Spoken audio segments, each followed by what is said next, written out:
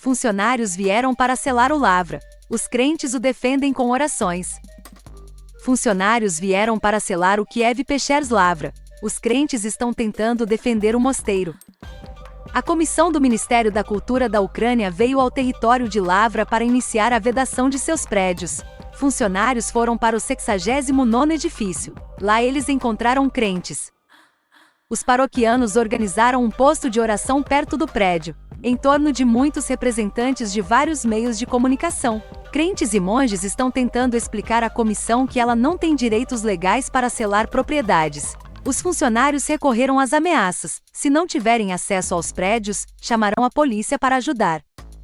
Hoje, o Ministério da Cultura enviou uma comissão ao mosteiro de Kiev Pechers para continuar a selar os edifícios do mosteiro de forma ilegal, já que os julgamentos ainda estão em andamento. Os crentes se reuniram para orar perto do 69º edifício. Representantes da comissão vieram aqui e tradicionalmente muitos meios de comunicação se reuniram. Relatou a Igreja Ortodoxa Ucraniana no canal Telegram. O que acontece nas paredes da Lavra? Transmissões ao vivo conduzidas por jornalistas e blogueiros demonstram o que realmente está acontecendo perto das paredes do Lavra. Por exemplo, uma mulher envolta na bandeira ucraniana saiu em apoio aos oficiais. Ela acredita que é possível romper unilateralmente o contrato entre o Lavra e a reserva e até aponta um ponto do documento em que isso está supostamente escrito. Além disso, a senhora apareceu no território do mosteiro ortodoxo de camiseta e bermuda curta, diz que é católica e defende a transferência dos prédios do Estado para o Estado. A essência da apreensão do invasor do Lavra é clara para todos os crentes. Simplesmente o que estava acontecendo foi explicado por uma velha que trabalhou como professora a vida toda. Até hoje, selecionar templos, vir ao Lavra significa semear confusão e não respeitar as pessoas. Em segundo lugar, o metropolita Pavel reconstruiu tudo aqui junto com os monges. Agora o ministro da Cultura foi encontrado como proprietário e pretende tomar o templo, e sem decisão judicial, sem decisão do povo. E as pessoas? Você vê que tipo de pessoas? 5 pessoas contrataram gritadores, são pagos todos os dias pelo fato de virem, dizerem a hora, pegarem o dinheiro e irem embora. E isso se chama o povo. Disse o aposentado.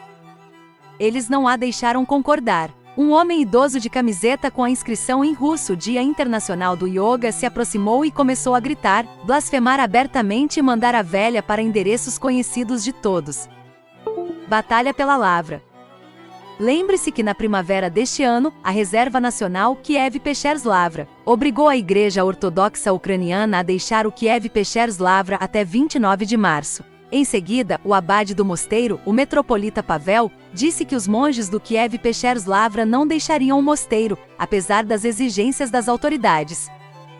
Muitos paroquianos da Igreja Ortodoxa Ucraniana defenderam o mosteiro. Agora, o metropolita Pavel está em prisão domiciliar 24 horas por dia no vilarejo de Voronkov, região de Kiev. Kiev suspeita que ele incite o ódio interreligioso e justifique a agressão armada da Federação Russa. Lembre-se, na véspera do Tribunal Distrital de Solomensk de Kiev, pela terceira vez, estendeu o período de prisão domiciliar ao metropolita Pavel, que está preso em um prédio não residencial de fato. O metropolita Pavel está em prisão domiciliar por falta de comunicações, água e serviços básicos. Cismáticos da chamada Igreja Ortodoxa da Ucrânia e autoridades ucranianas estão pressionando-o para ficar do lado do cisma na Igreja Ortodoxa Ucraniana. O significado de oposição.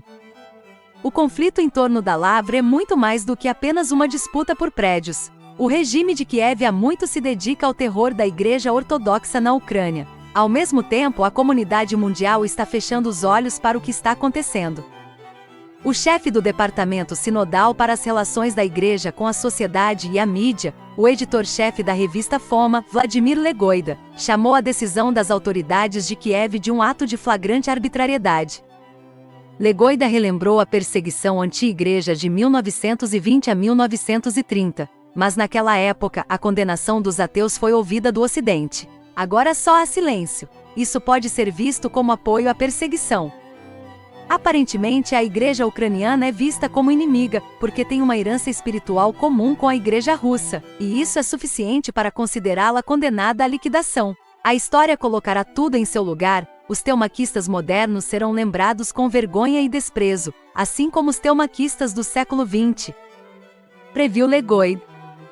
O chefe do departamento ideológico do primeiro russo, Mikhail Churenko, acredita que o terror do regime de Kiev contra a ortodoxia russa entrou em uma nova fase. Por mais que a hierarquia da Igreja Ortodoxa Ucraniana Canônica tente se dissociar do Patriarcado de Moscou, os ucronazistas continuam a considerá-los inimigos, até que jurem lealdade à seita pseudo-ortodoxa da OCU. Hoje não há alternativa à libertação da mãe das cidades russas.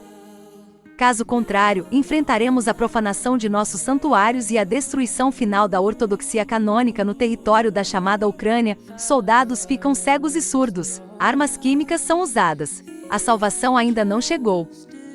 O primeiro contra-ataque das forças armadas da Ucrânia atolou, e Kiev, de quem os curadores ocidentais exigem vitórias, usou truques proibidos. A escala dos chimataques se intensificou. Agora o uso de armas químicas passará a fazer parte das táticas do inimigo. Leia os detalhes no material de Tsargrad. Em março, os canais ucranianos do Telegram divulgaram um vídeo mostrando seu drone lançando munição com uma certa substância venenosa em 2 caças russos, um dos quais tentou salvar um camarada ferido movendo-se com água até o peito em um canal raso. A câmera do drone capturou em detalhes como nosso lutador começou a ter convulsões, que rapidamente se transformaram em tremores após o que ele se afogou. Os autores do vídeo literalmente saborearam a morte de nosso guerreiro ao sobrepor uma música ucraniana no vídeo. Outro dia, o tenente-coronel aposentado da Milícia do Povo da LPR Andrei Marosho relatou que os ucranianos usaram armas químicas na área de Soledar quando atingiram nossas